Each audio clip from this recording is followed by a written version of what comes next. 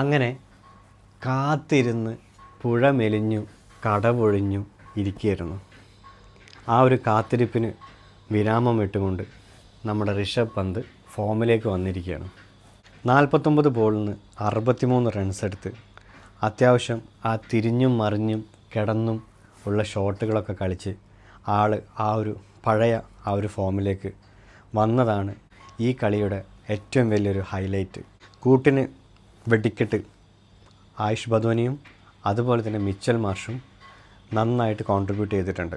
ഒരു വലിയ സ്കോർ എന്നൊന്നും പറയാൻ പറ്റില്ല, ഒരു തരക്കേടില്ലാത്ത ഒരു സ്കോറിലേക്ക് 166 റൺസ് 7 വിക്കറ്റിന് എന്ന നിലയിലേക്ക് ലക്നൗ സൂപ്പർ ജയൻസ് എത്തി. പക്ഷേ ചെന്നൈ ആണെന്നുണ്ടെങ്കിലും ആ പരാജയങ്ങളുടെ ആ ഭൂതത്തിൽ നിന്ന് പതുക്കെ ഒന്ന് റിലീസാവുന്ന കാഴ്ചയും നമ്മൾ കണ്ടു.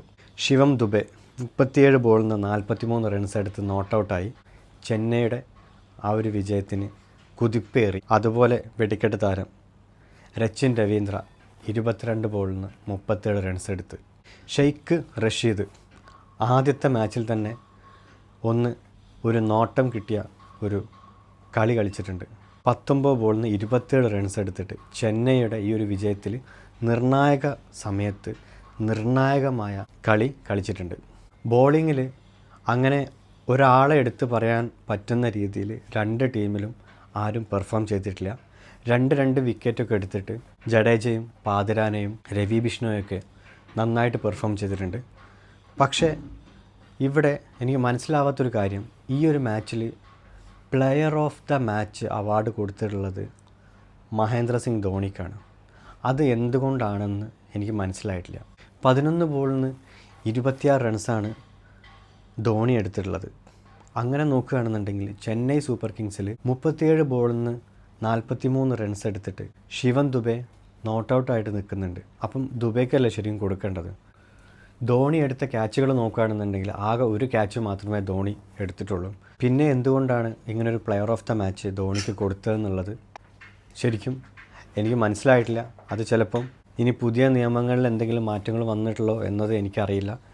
എൻ്റെ ഒരു പരിമിതമായ അറിവിൽ player of the match, man of the match എന്നൊക്കെ പറയുമ്പം അത് അത്യാവശ്യം ആ ഒരു ടീമിൽ കോൺട്രിബ്യൂട്ട് ചെയ്തത് നോക്കുമ്പോൾ കൂടുതൽ റൺസോ അല്ലെങ്കിൽ കൂടുതൽ വിക്കറ്റോ എടുത്തിട്ട് അതിൽ മൊത്തത്തിൽ ആ ഒരു ടീമിനെ ജയിപ്പിക്കാൻ ഉതകുന്ന രീതിയിലുള്ള ഒരു പെർഫോമൻസ് കാഴ്ചവെച്ച ഒരു കളിക്കാരന് കൊടുക്കേണ്ട ഒരു അവാർഡാണ്. പക്ഷേ ഇവിടെ ധോണി നോട്ട് ഔട്ട് ആണെന്നുണ്ടെങ്കിൽ പോലും ധോണി ഫിനിഷ് ചെയ്തിട്ടുണ്ട്, അത് ശരിയാണ്. പക്ഷേ ഒരു കളി ഫിനിഷ് ചെയ്തു എന്ന് വെച്ചിട്ട് ഒരു പ്ലെയർ ഓഫ് ദ മാച്ചോ അല്ലെങ്കിൽ മാൻ ഓഫ് ദ മാച്ചോ കൊടുക്കേണ്ട ഒരു കാര്യം ഇല്ല.